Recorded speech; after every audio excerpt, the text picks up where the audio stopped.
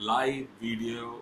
And what I'm going to do now is I want to share some of my experience and also about an important topic, that what entrepreneurs normally uh, face, in the sense in their entrepreneurial career, entrepreneurial life. What does entrepreneurs face? So I've been always an advocate of entrepreneurship, and I always been talking about entrepreneurial stuff, and I've always been enjoying the topic on entrepreneurship and entrepreneurs. And why? Because we are living in an entrepreneurial age, and everybody has to function like an entrepreneur. So that is the reason I always love entrepreneurship. And one important thing which I felt like today I have to really share is there are some evergreen, would say, principles or evergreen, what to say, to methods, or would say ideas which are so important as entrepreneurs. And whoever who have imbibed these principles, evergreen principles, are always, they always have an advantage in the entrepreneurial career. Now today, who is entrepreneur? Even the I would say, always people are struggling, who is entrepreneur? Entrepreneur is Dhirubhai Ambani, entrepreneur is Richard Branson, entrepreneur is Bill Gates, entrepreneur is Steve Jobs, or like that.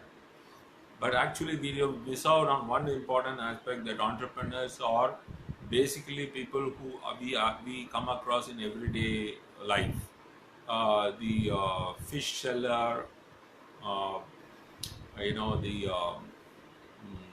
kirakari, right? And then you have the street vendor and tallundi, right? Then after that you have your Anachi Kadai, and all these people are actually basically nothing but none other than entrepreneurs actually. So what's that really big thing?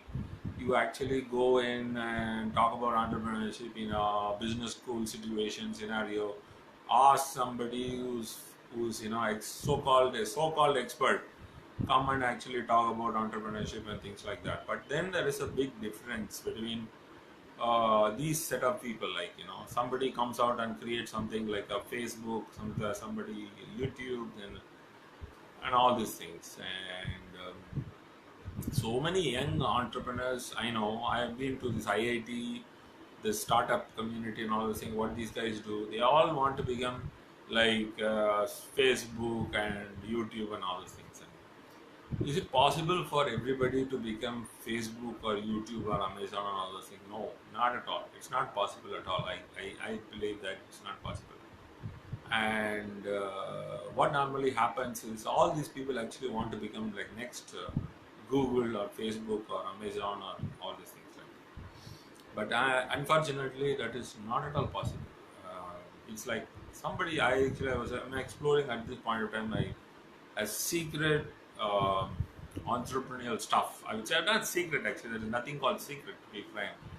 But then there is very successful entrepreneur stuff I'm just gathering, and this man is a multi millionaire. But that this guy actually always used to tell that never ever try to become. You can't become like Facebook, YouTube, Amazon, all those things. It is not possible.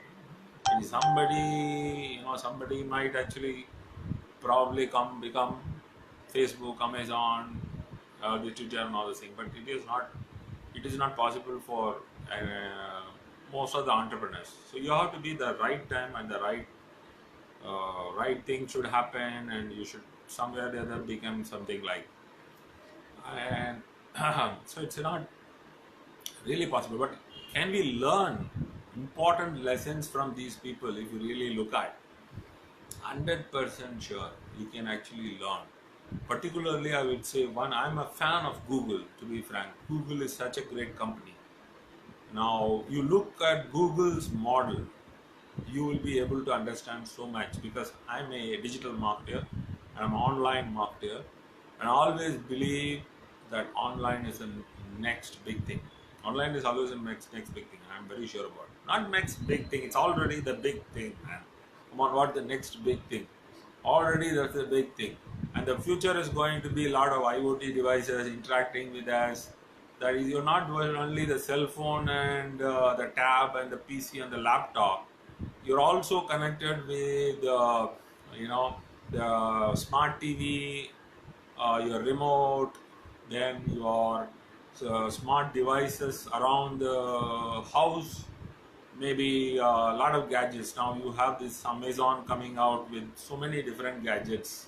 Like you have the Fire Stick TV, then you have the Amazon Echo, and so many things. And those kind of devices will be interacting with us, and that's how the entire next thing, all those things going to be.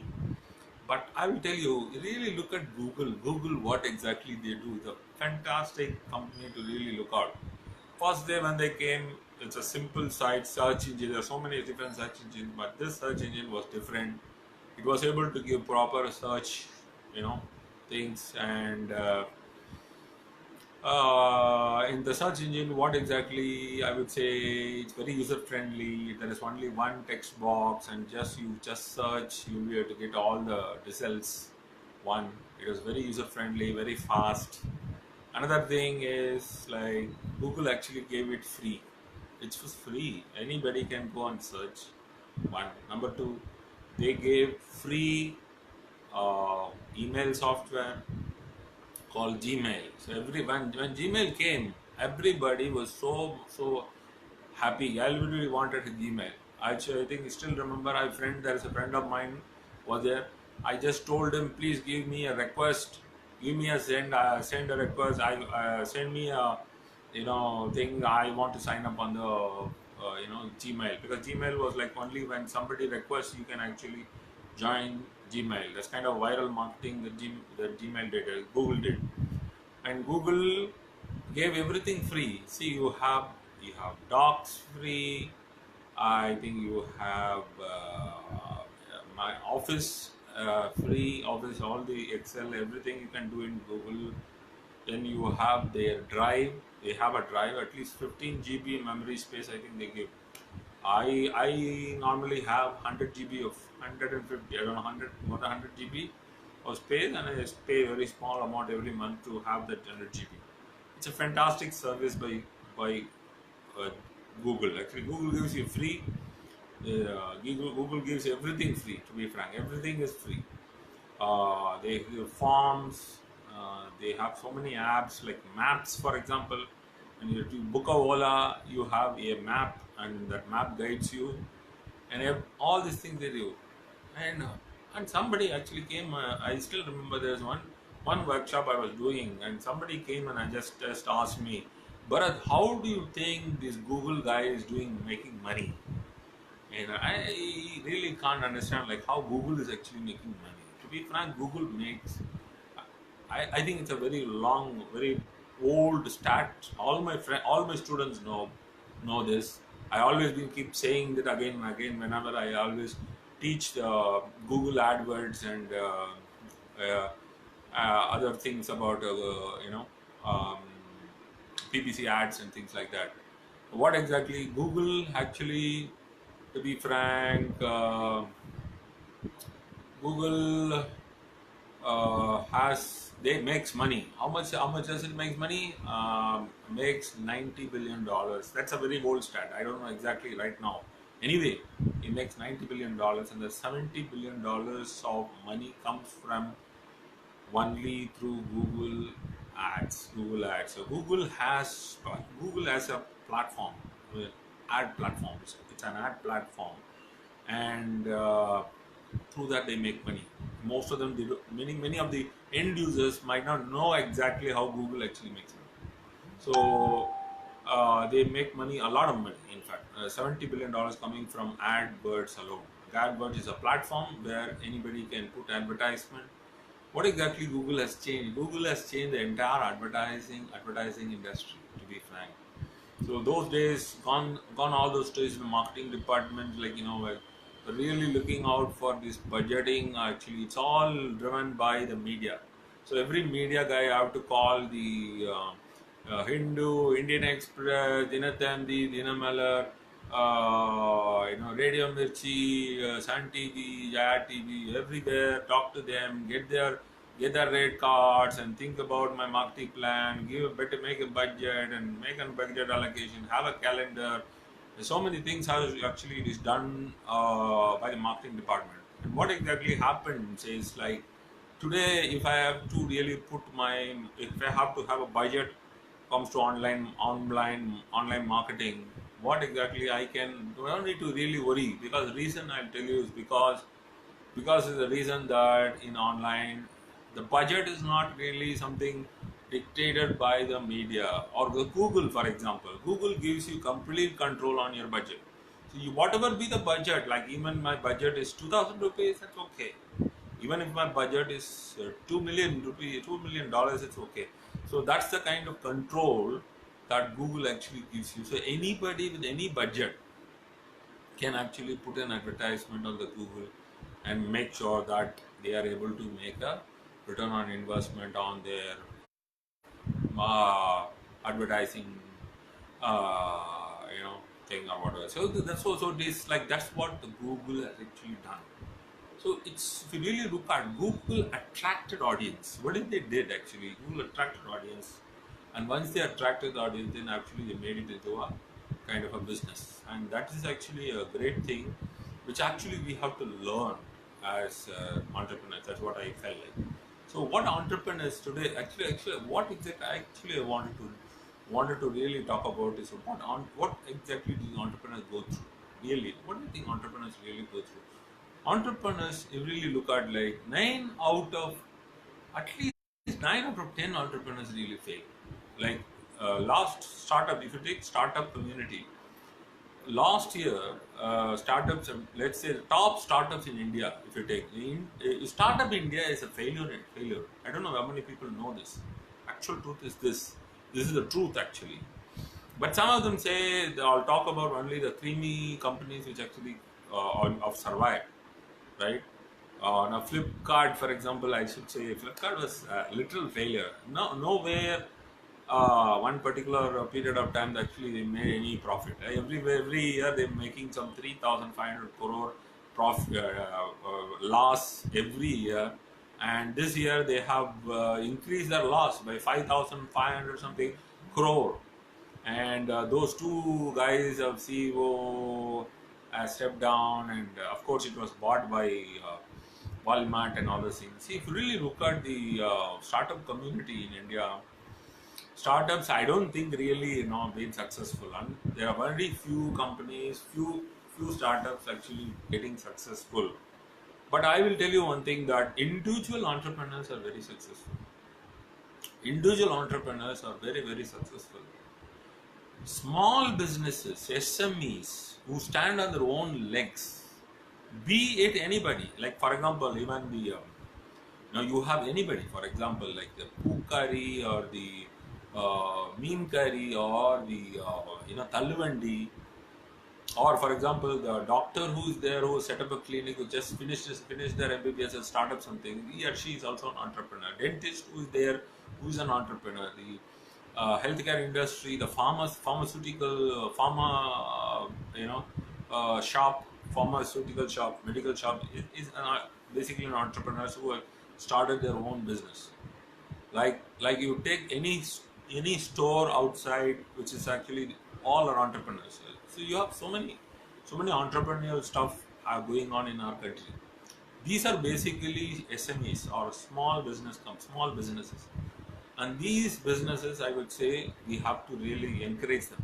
To be frank, sad part, I would say, this that always the startup community have been looking out for only for the very big thing, that is like the YouTube, next Google, next Amazon, things like that, which is definitely not possible at all.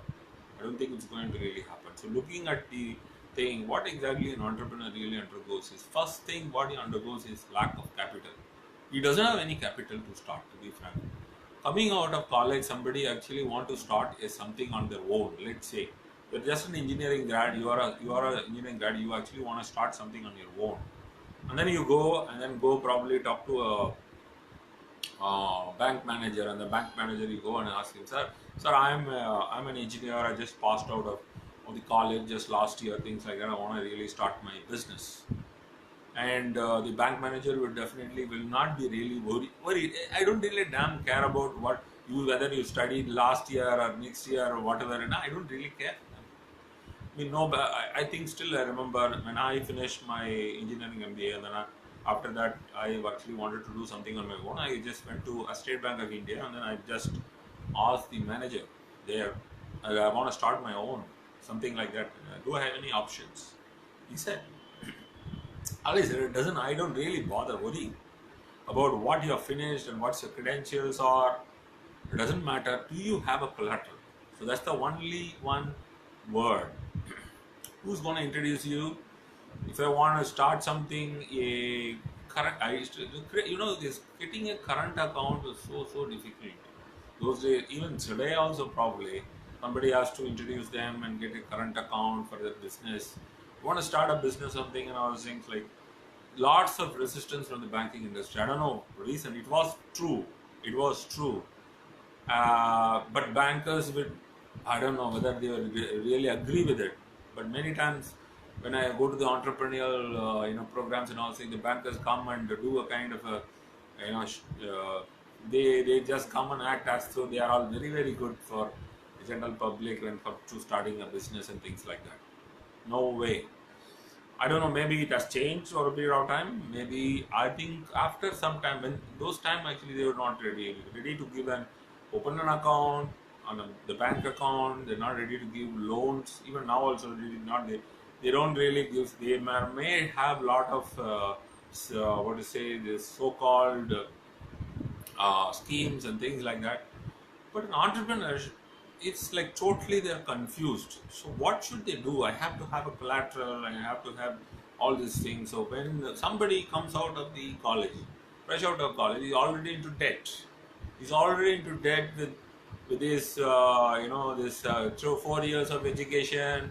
He has put an education loan. Now he has to somewhere there. How do you think he's going to become entrepreneur? Unless until he has a support system. Support system is something which actually gives him a support. Family is the best support system for an entrepreneur. Number one support system for an entrepreneur will be the family. Second number most support system for the entrepreneur will be family. Third support system would be family. I'm very sure about it. This is the truth, and this you have to really understand. Unless until we really understand this, we can't do anything.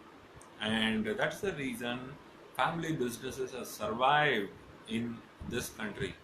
Even if you take the big conglomerate, most of them are family run businesses. Like for example, like you have this Tata's, Birla, Reliance, Godrej. You take any big brand, you will see that it's family run. So family run, the values, the support structure, all the things comes from only from family. So family university, we call family university, teaches these set of people lessons that you would not learn in any B school or any B school. Lessons that you will learn in you will not learn in any educational institution. I'm very sure about it. You will not learn all these things from going to a school, going to college, engineering, 4 years. 4 years of engineering.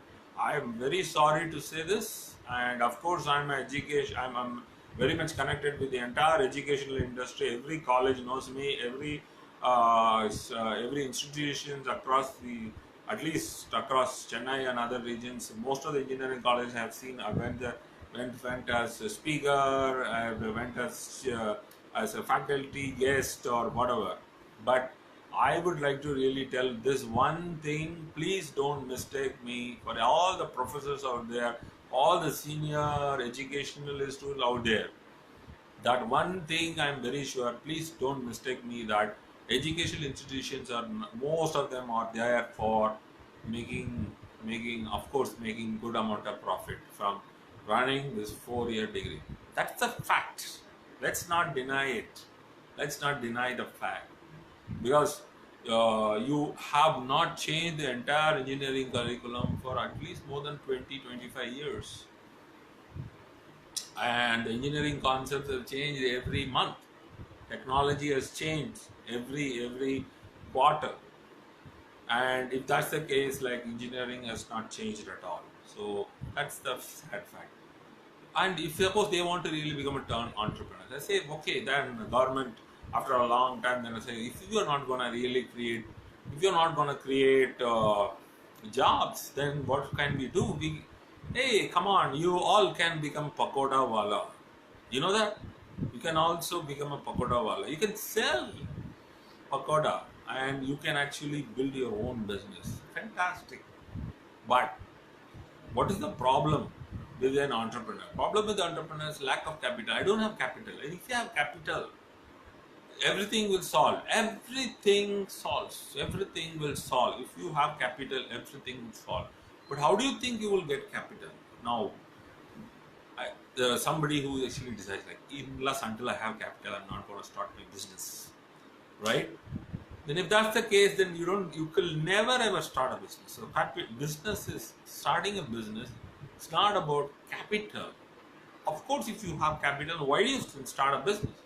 You can actually put it in the right kind of investment vehicle, and then you can be happy. So starting a business, I should say, to be frank, if you are a SME guy, if you understand what entrepreneurship is, then you have to understand one thing: it's nothing to do with the capital. Now, for all those entrepreneurs, one thing I actually want to tell them is like, please stop going and asking the banks capital to start a business. No, please avoid it. Because the reason is, once you start going asking money from the bank and then you start a business, then it means that you are liable to pay back the money. And of course, that is a big headache, and that becomes a pressure. And for that repaying the loan, you can actually work. And it's entrepreneurship is nothing to do with bonding yourself with so much of liability and going and pressurizing yourself to make money. It's not about making money. That's the biggest problem. Every entrepreneur faces this thing. That entrepreneurship is not about making money. No. Entrepreneurship is about passion. What's that passion? Passion is something which you are every day you wake up and then you want to really do something. You do it out of the willingness. You do it out of uh, great love for what you really want to do and what you do, and you do it out of passion with so much of involvement and so much of creativity, with fun and excitement, and every day you don't have stress, but you have stress. You know what is stress is about? Every day I go and do something as an entrepreneur, I get excited and I actually want to go and do something more. And every time I taste this entrepreneurial thing, and I want to really do even more. And that is what stress is all about. And entrepreneurs get it. And how do they get it? And how do you think you can actually get it? You would get it only when you do it out of passion. And everything you don't do out of passion will die out. And you can't do it for a longer period of time. And that's why Steve Jobs always said that if you really want to do something, you actually do it something out of passion. It's not about money, is a byproduct. Every entrepreneur out there has said this. And did they really fooled it by saying that? No, it's not true. Money is very important for every entrepreneur. But then they all understood one thing, that passion drives you. And if you don't have it, you can't do it. And you can't go and do it next. Number two is about the market. And entrepreneurs fail because they really miss out understanding what exactly the market really wants. So what exactly happens is market wants something and we really miss out on that. We don't know what exactly it is, and because of that every marketer actually fails. Every startup fails because of those factors. Number three, I guess, is because the reason is these entrepreneurs do not have discipline. It's very difficult being a disciplined entrepreneur.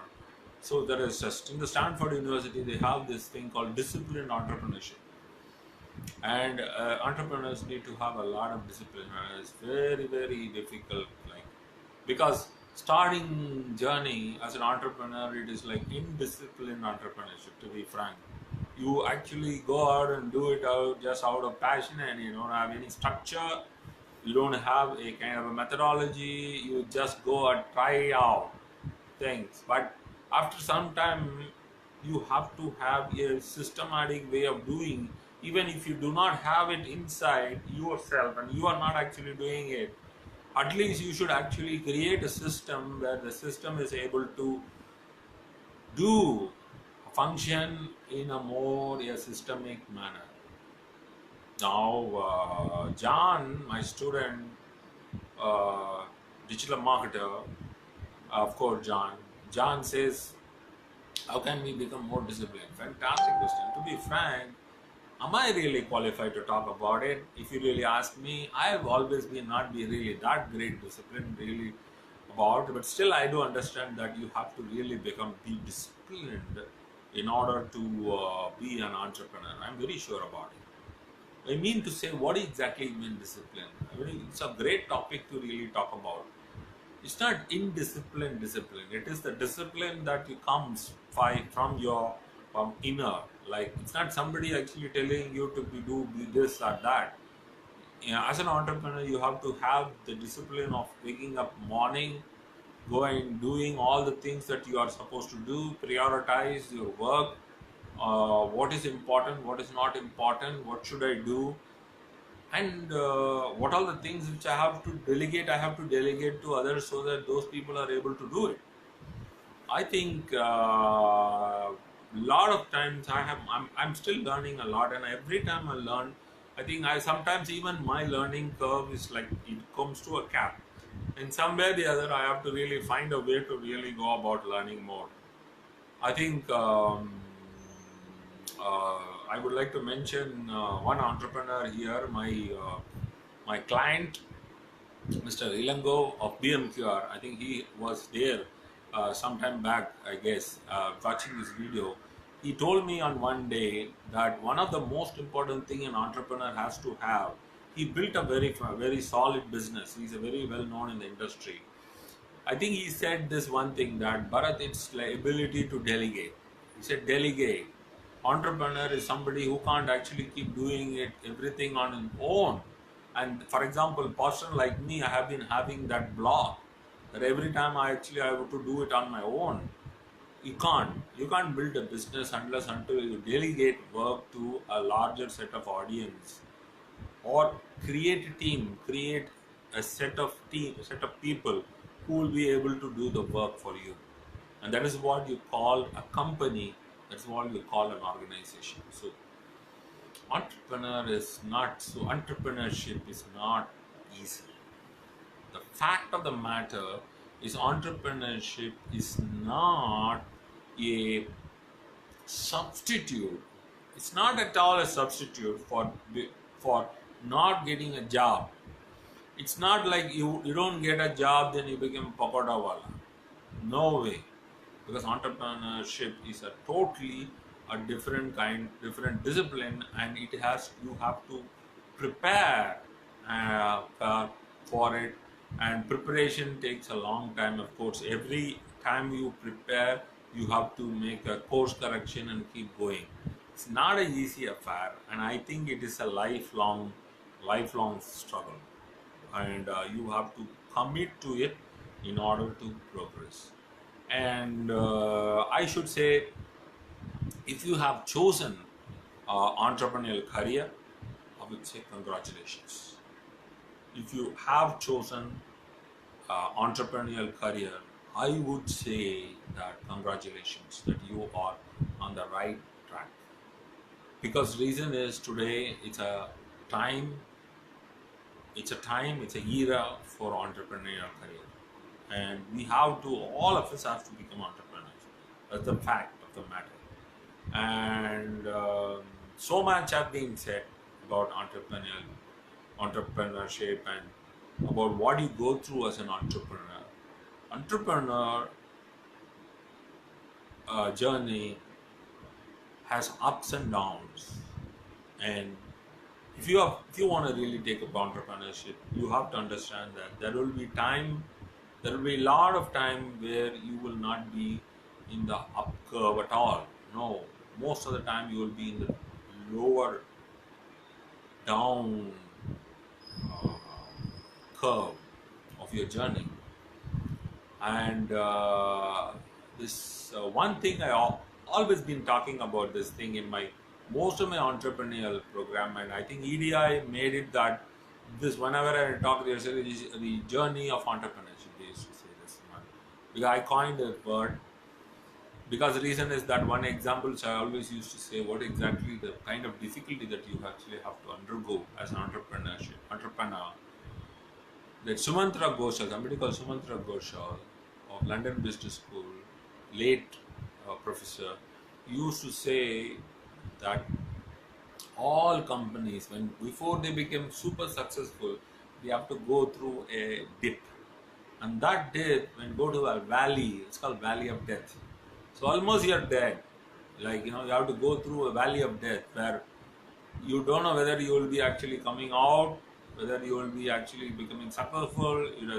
There's no way probably to actually make it through. But then those companies, those organizations, those entrepreneurs, those individuals who are able to come out of the dip and then make it through, or those people who actually are successful individuals, and they become the great entrepreneurs who are talked about in most of the, you know all the case studies which we speak and all this business school talk and all those things.